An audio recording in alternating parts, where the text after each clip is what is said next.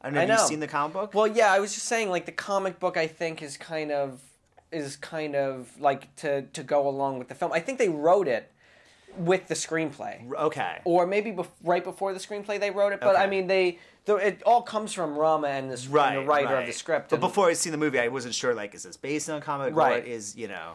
Right. I think that it's based on a short story that this guy had, and then it really... all out of that came the comic book and the script and the movie, you know what I mean? The tone of the film, it's a dark comedy. Mm-hmm. Is that a difficult tone to sort of achieve as an actor? You know, I think when you're working on, you know, when you're on set and stuff, the tone is not something that you should really ever have to worry about. Because if you're worried about that, then it's going to be really hard to capture. Like, you can't really be too worried about the outcome of it. So, I mean, the script was... we got everything that we needed as actors, because the script is really dark and it had elements of comedy, and then it's all about casting and, you know, what the director brings out of each performance. But we definitely, as a reference, looked at movies like Witches of Eastwick, or, you know, Death Becomes Her, like, you know, To Die For, all those movies that are dark comedies, kind of like dark fairy tales, with these like weird kind of whimsical supernatural elements. So that tone, I think, if not done well, is a really tough one, because those movies are also, you know, think about it, like Robert Zemeckis, or just, you know, really, that's not an easy genre to get, you know what I mean? Yeah. And this is a small movie. This is not a huge budget, you know, $50 million Universal movie. We're making this movie kind of like on a shoestring budget with a small crew. But I think, with that said, it kind of adds this whole other element, kind of like a small little independent movie, which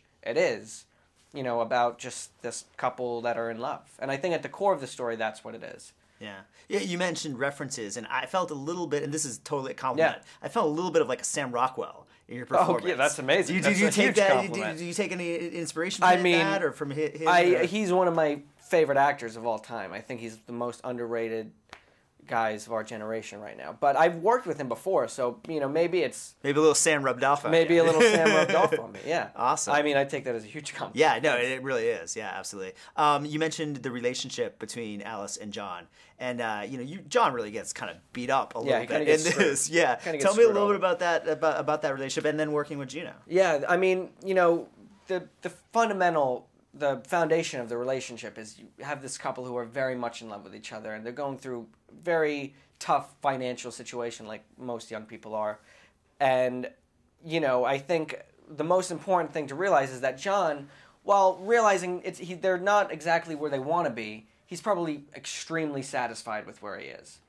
And Alice, on the other hand, has these huge aspirations to do bigger things. But, you know, there's a line in the movie where John says, you know, if I had a wife who started at the bottom like the rest of the world instead of starting at the top, then I wouldn't have to work through this. So it's kind of, you know, she just wants the pretty things, it seems like. And John's much more of a practical kind of guy. And the teapot, I think, represents what brings out the worst in people, or the best. And in that case, you know, how it affects this relationship. And Juno was amazing, because you know, there's a very fine line here, because she could really play a completely unlikable character.